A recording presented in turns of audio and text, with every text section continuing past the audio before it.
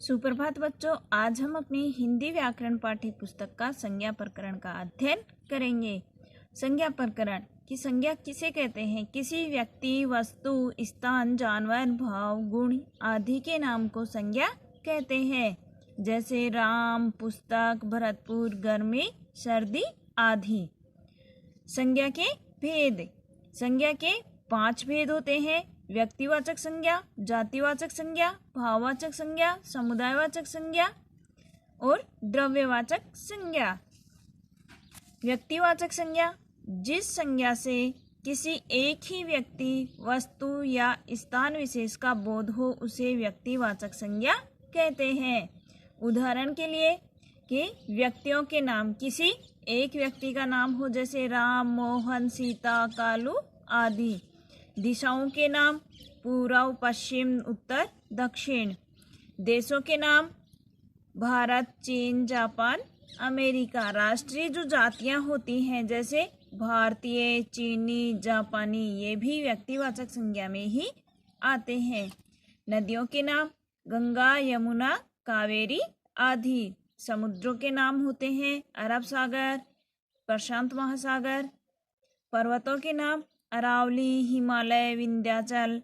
नगरों के नाम जयपुर, अजमेर, पटना आदि। समाचार पत्रों के नाम राजस्थान पत्रिका, दैनिक भास्कर। पुस्तकों के नाम रामायण, मेघदूत आदि। दिनों के नाम सोमवार, मंगलवार, बुधवार। महीनों के नाम जनवरी, फरवरी, मार्च।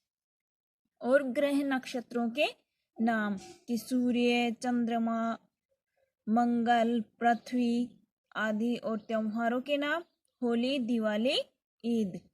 तो ये जो शब्द हैं ये सारे व्यक्तिवाचक संज्ञा में आते हैं। व्यक्तिवाचक संज्ञा में व्यक्तियों के नाम, दिशाओं के नाम, देशों के, राष्ट्रीय जातियों के, समुद्रों के, नदियों के, पर्वतों के, नगरों के, समाचार पत्रों के, पुस्तकों के, दिनों के, महीनों के और ग्रह नक्षत्रों आदि के नाम व्यक्तिवाचक संज्ञा के अंतर्गत आते हैं। जातिवाचक संज्ञा, जो शब्द किसी एक ही प्रकार के व्यक्ति या वस्तु का बोध कराते हैं उन्हें जातिवाचक संज्ञा कहते हैं। कि जो संज्ञा शब्द एक ही प्रकार की व्यक्ति या वस्तु का बोध कराते हैं। जैसे उदाहरण के लिए मनुष्य, मनुष्य के अंदर सभी मनुष्य आ जाएंगे, अर्थात मनुष्य जाति का ये बोध करवा रहे हैं। पहाड़, नदी, भाई, बहन। नदी में सभी नदियों का बोध हो रहा है कि कौन सी नदी है। तो इस तरह के जो जातिवाचक संज्ञा शब्द हैं वो किसी एक विशेष जाति का बोध कराते हैं। भाववाचक संज्ञा, भाववाचक, भाव का मतलब होता है मन के विचार। कि जिन संज्ञा शब्दों से किसी व्यक्ति, वस्तु, स्थान, गुण, दोष, धर्म, अवस्था और भाव का बोध हो उन्हें भाववाचक संज्ञा कहते हैं। जैसे लंबाई, बुढ़ापा, नम्रता, मिठास, क्रोध, शत्रुता, दया, करुणा आदि। अर्थात मन के जो भाव उत्पन्न होते हैं मन में वो भाववाचक संज्ञा में आते हैं। समूहवाचक संज्ञा, समूह का मतलब होता है समुदाय।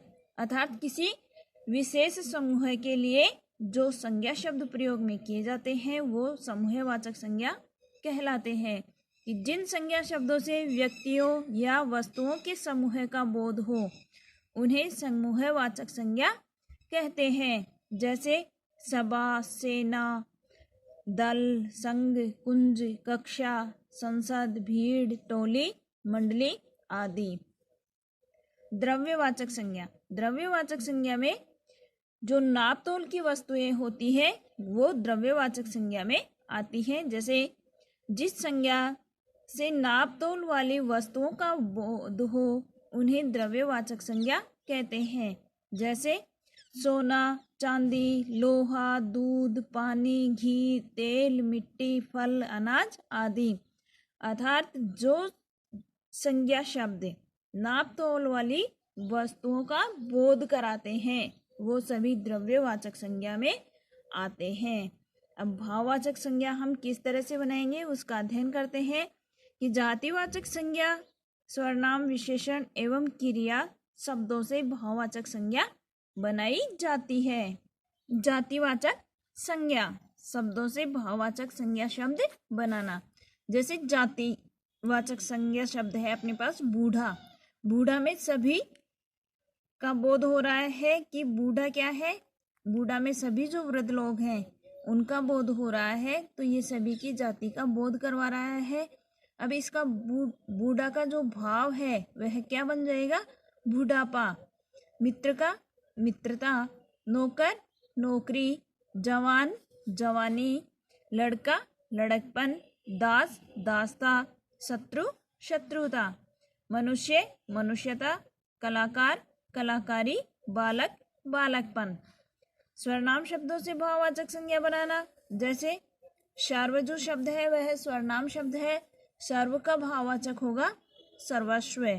निज का निजत्व या निजता। सौ सौतव, पराया परायापन आदि।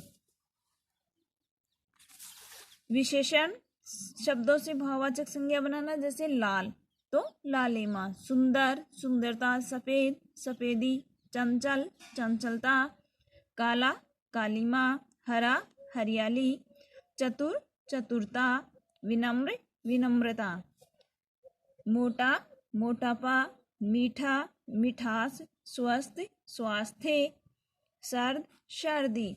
क्रिया शब्दों से भाववाचक संज्ञा बनाना।